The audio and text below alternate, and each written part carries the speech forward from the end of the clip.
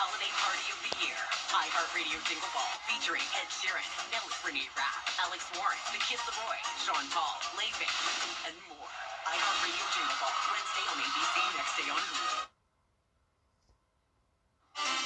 Right now on News Channel 6 at 7, temperatures dropping tonight, how you can protect your home. As your News at 7 starts right now. Live from Television Park, this is WJBF News Channel 6 at 7. And good evening. I'm Sean Cabbage Stock. Thank you for joining us. We'll get to our top stories in just a moment. But first, Chief Meteorologist Jennifer Trachi joins us now on this chilly Viper 6 alert day. Hey, Jenna. Hey Sean, take a look at today's almanac for Augusta Bush Field. We started out our Monday at only 20 degrees. You know, it's always cold this time of the year, but on average, our low is 37. So we were 17 degrees below normal today. We didn't quite come close to our record, though, of 14 set back in 1962, but we could be closer to that tonight. Temperatures could even be a couple degrees colder than they were this morning. Our high today was only 40. That's also around 20 degrees below average. So all of today was pretty much cold. And you can see it is much colder than yesterday as well. So this cold air mass is sticking around tonight, with temperatures already into the 20s at both Augusta and Aiken. The rest of us in the 30s. Wrightsville at 34, Lincolnton at 32. So everyone either slightly below freezing, right at freezing, or a little bit above. Now, dew points are very low, down to the single digits in some places, representing how dry this air is. So even though it's well below freezing again tonight, we're not going to see any winter precipitation since it's so dry. Luckily, the winds are much lighter than they were last night and early this morning, so the wind chill won't be a factor tonight. American flag barely blowing here on our Terry Lambert Hyundai Skyview cam at Augusta Regional Airport. We were warm over the weekend, 70 on Saturday. Then, of course, that big drop off to around 20 this morning and again tomorrow, but that's not going to last long either. We are warming up again very soon, and I'll have more details on that coming up. But back to you, Sean. All right, Jenna, sounds good. Thank you. And with those temperatures rapidly dropping, experts say one of the most important things you could do is protect your pipes. Because of the cold weather, this is one of the busiest times of the year for plumbing companies. Experts say to prevent your pipes from bursting, you may need to make sure any holes outside your home not attached to faucets, and cover them up with a styrofoam cover you can find at any local hardware stores. They also recommend you open your cabinets below the sink so your home can warm up those pipes and let your faucets drip. Well, it actually helps you, stops you from freezing, because anything, you know, when the temperature gets down to below like 30 and all, the pipes will freeze up with the water in it. So if you drip your faucets and all, it'll help maintenance instead of pipes busting or freezing. And if your pipes burst, experts say you need to locate the emergency water valve, turn your water off, open your faucets to let the remaining water drain out, and plumbers also encourage you to contact them if you need a little extra help. If you're cold and shivering outside, so are your animals. Animal services say that all outdoor pets should be brought inside when the temperatures are close to or below freezing. But most importantly, they say the sentiment around fur translating to safety doesn't necessarily apply to all pets. Just because they have fur doesn't necessarily mean that they're equipped to be outside. There are certain breeds that are meant to be in cold weather, but if they're not used to being in cold weather, their body gets acclimated to what they've been in. There are other dogs that are just, you know, single coat, so they don't have any insulation. Their fur is just kind of like their skin. And just keep in mind, here in the state of Georgia, it's illegal to leave your pets outside during extreme temperatures, such as below freezing. You could be charged with animal cruelty. In Grovetown, Liberty Park on Newmantown Road has a daytime warming shelter.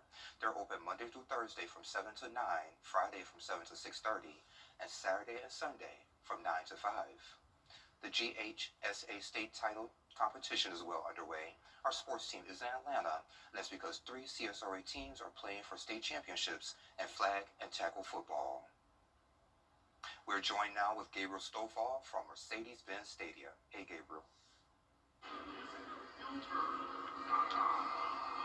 Sean, what a game, what a game. Listen, Lincoln County trying to win their first state championship in 20 years. They'd have to beat Bowden.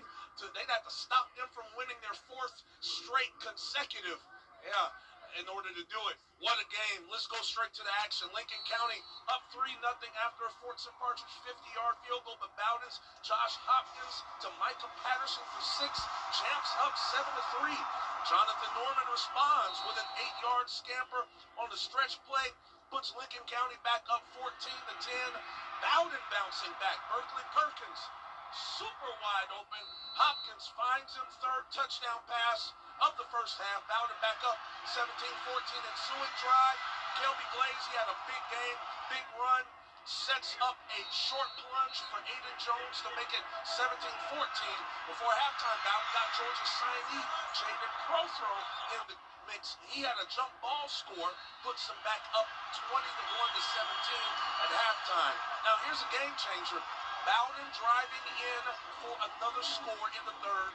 Ball carrier is going to fumble. It looks like he fumbles before he crosses the plane.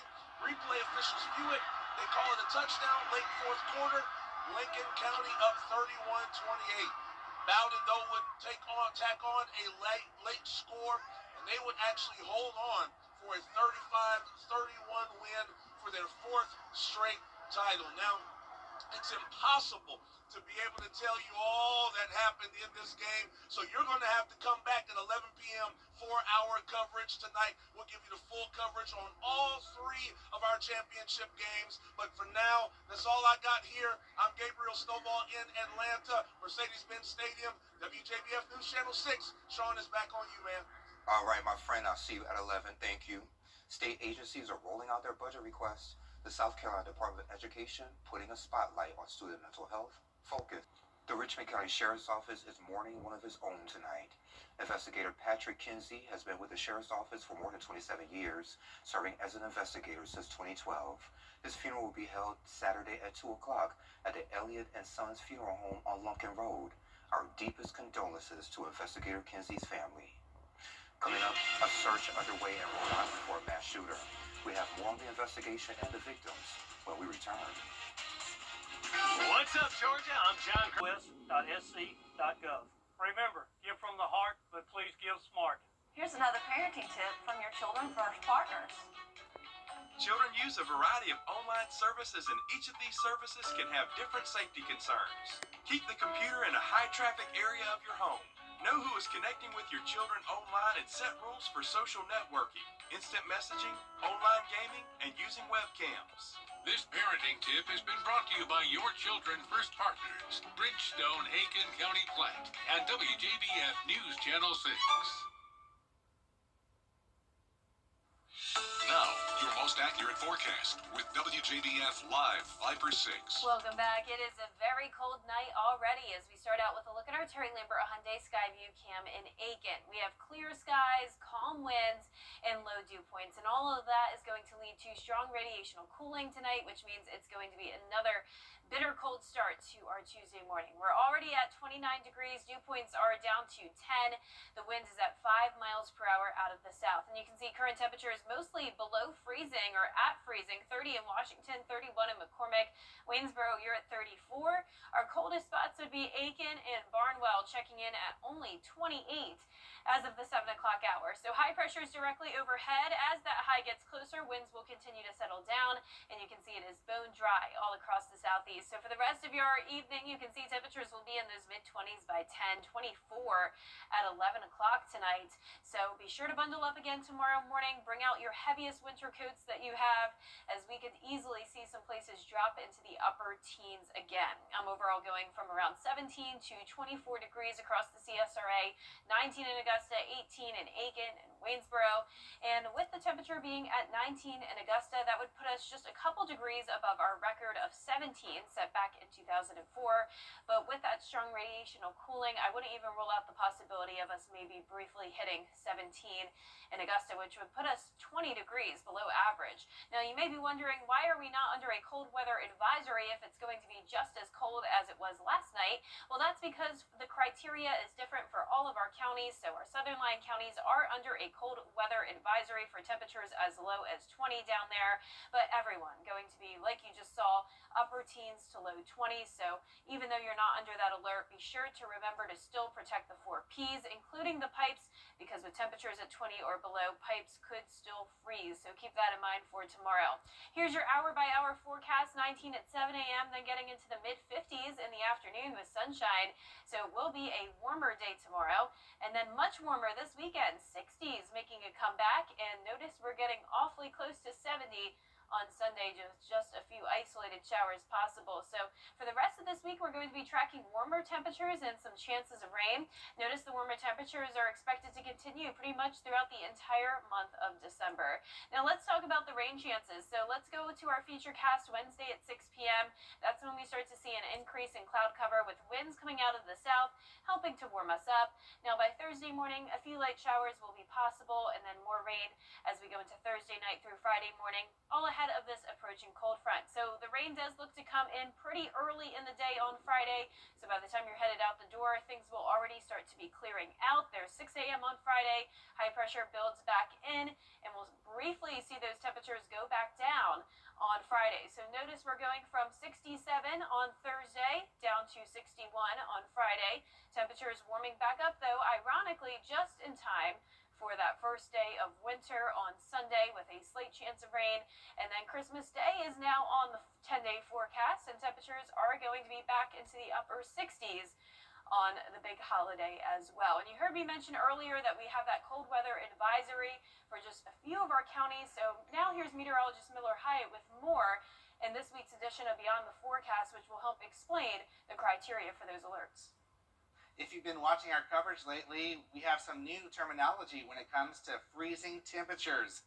The National Weather Service has updated their cold weather alerts to make it clearer when we go from uncomfortable cold to dangerous cold. So here's the breakdown of the cold weather alerts. Starting off with a cold weather advisory. Think of this as a heads up. This is issued for seasonably cold temperatures or wind chills. Can cause minor issues such as frostbite on exposed skin.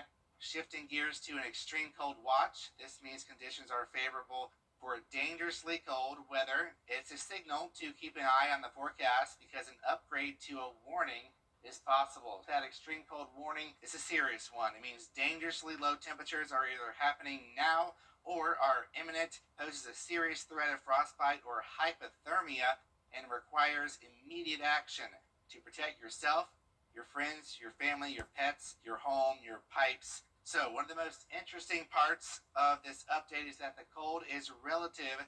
The temperature that triggers an alert in the northern part of the area is different from what triggers one down south. So I've divided the CSRA into 3 zones based on climatology. The northern zone, shaded in blue, for areas like McCormick, Lincoln, and Wilkes County. This is where you're used to the cold a little bit more. Your advisory kicks in at 1 to 10 degrees. An extreme cold warning is issued once you get towards 0 or lower. So the central CSRA, this is the purple zone, includes Augusta and Aiken. Threshold is slightly higher. We get a cold weather advisory between 6 to 15 degrees, and the extreme cold warning goes into effect when you get to 5 or lower. Going down to the south here in the pink shaded area, Jenkins, Scriven, and Allendale counties, it takes a little less cold to make a big impact. Your advisory criteria is 11 to 20 degrees, and you go under an extreme cold warning at 10 degrees or lower. I'll have more details on my blog on WJBF.com. Thank you, Miller. And be sure to keep the Live Viper 6 weather app handy on your mobile device so you can track those alerts. We'll be right back. The Hyundai Getaway can get clear, accurate stories that don't waste your time at WJBF.com.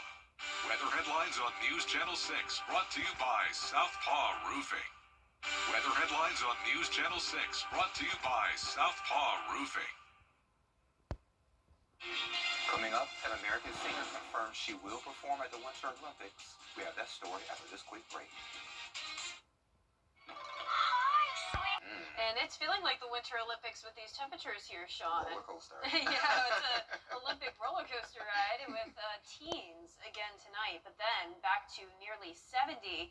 Just a little hesitant to put 70 on the forecast for now, but I will say it's definitely possible. You can see we're at 69 on that first day of winter coming up on Sunday. I have 69 for Christmas Day as well, but I definitely wouldn't rule out the possibility of us maybe getting into the 70s. So even though this is a very significant cool down, it's a super brief one, and the warm temperatures are sticking around and taking over for most of the week. And I see for maybe Tuesday or Thursday you have 6-7. Oh. Still don't understand what that means, but it's okay. But y'all, that's all the time we have for you now. We're back at 11. Entertainment Tonight is next. Have a good night.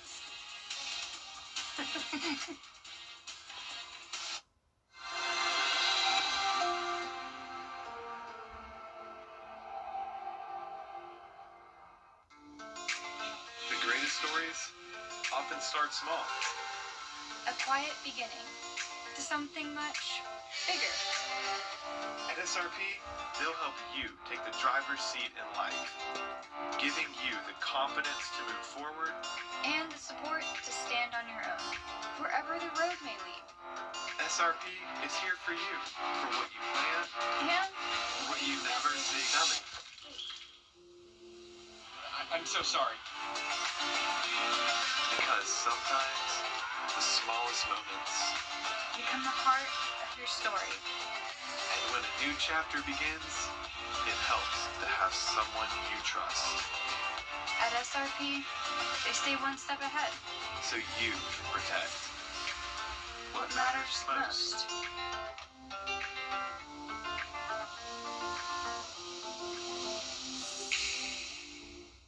Time with your family is sacred.